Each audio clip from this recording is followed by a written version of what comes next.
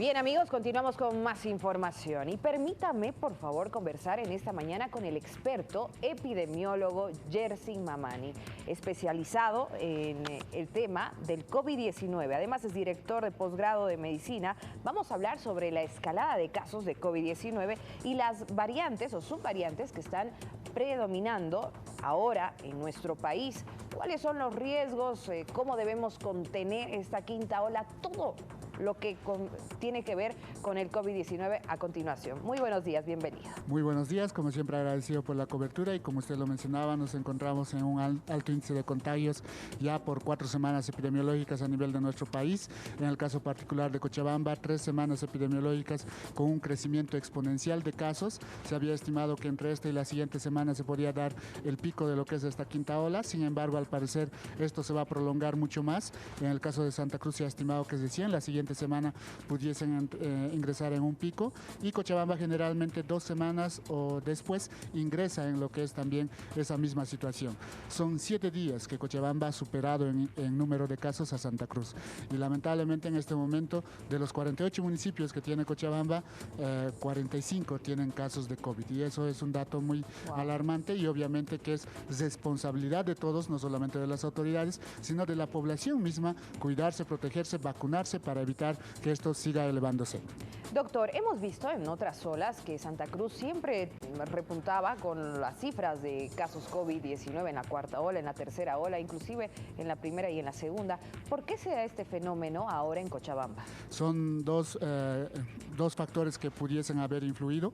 El primero tiene que ver con lo que es la disminución de las temperaturas, que es mucho mayor en Cochabamba que en el caso de Santa Cruz, y eso predispone a la población a disminuir su inmunidad y por ende ser más propenso a lo que es el contagio por enfermedades respiratorias, y en este caso el COVID-19.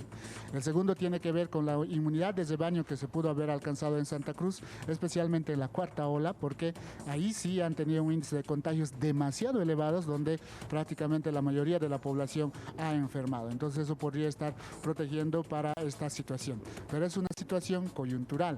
En cualquier momento puede haber un repunte, como ha ocurrido en otros departamentos, caso Pando, Beni, que ya comenzaban algunas desescaladas en la cuarta ola y nuevamente tuvieron un incremento en el índice de contagios ante la aparición de nuevas variantes. En Bolivia está descrito el ingreso de lo que es la variante BA4 y BA5, subvariantes de lo que es Omicron, y además de ello continúa circulando la BA1, BA2. Hay que resaltar también a la población que es posible tener una coinfección entre una subvariante y otra, y eso ya ha sido descrito el año pasado en el mes de diciembre con lo que se denominó en su variante como variante XZ. Sin embargo, esta no era una nueva variante, sino era la coinfección de BA1 con BA2.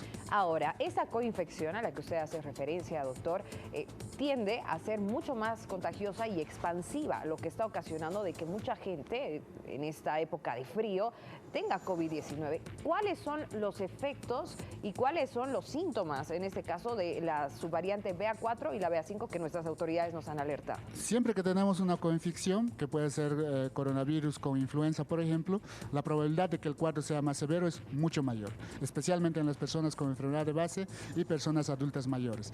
Ahora, la sintomatología con estas nuevas subvariantes ha cambiado un poco, y mucha gente se está confiando o espera perder el gusto, perder el olfato, para recién hacerse la prueba del COVID-19. Estos dos síntomas ya no son cardinales, es decir, pueden aparecer sí, pero ya no son los más frecuentes.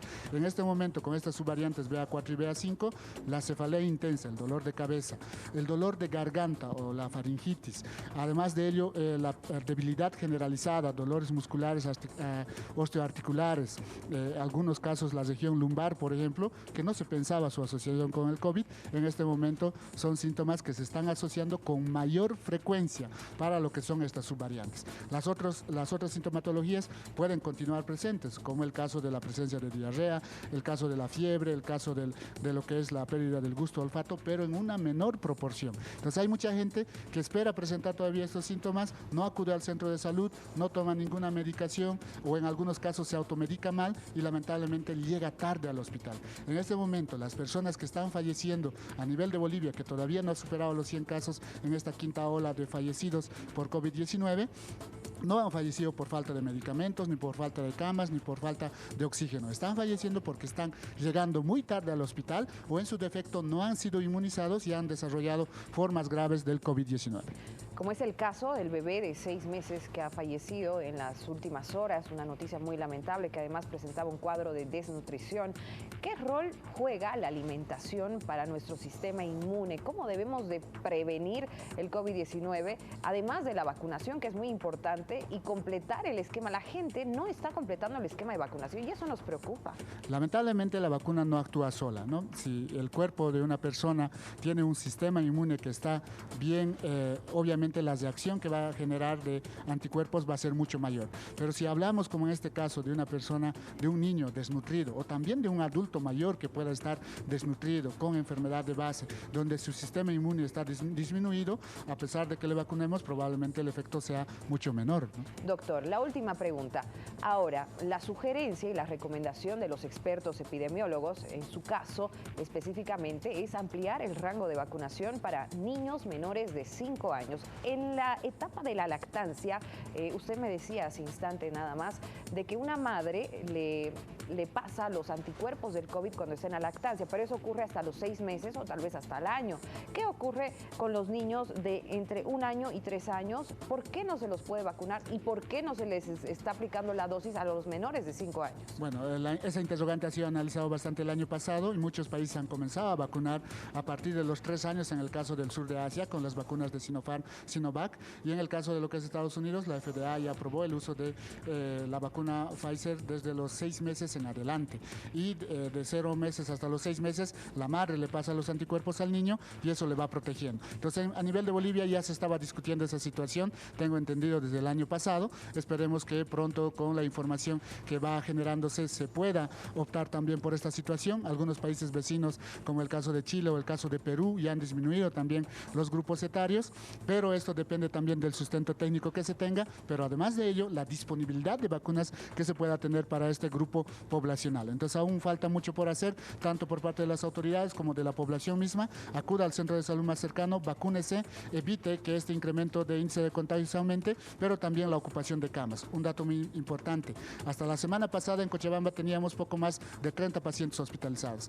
Para el día de ayer, según el reporte del Ministerio de Salud, son 64 pacientes que están hospitalizados, 2 de ellos en terapia intensiva y creo que aproximadamente 10 que están en unidad de cuidados intermedios. Entonces no lleguemos nuevamente a saturar nuestro sistema sanitario, depende de nosotros y además también de la acción de las autoridades.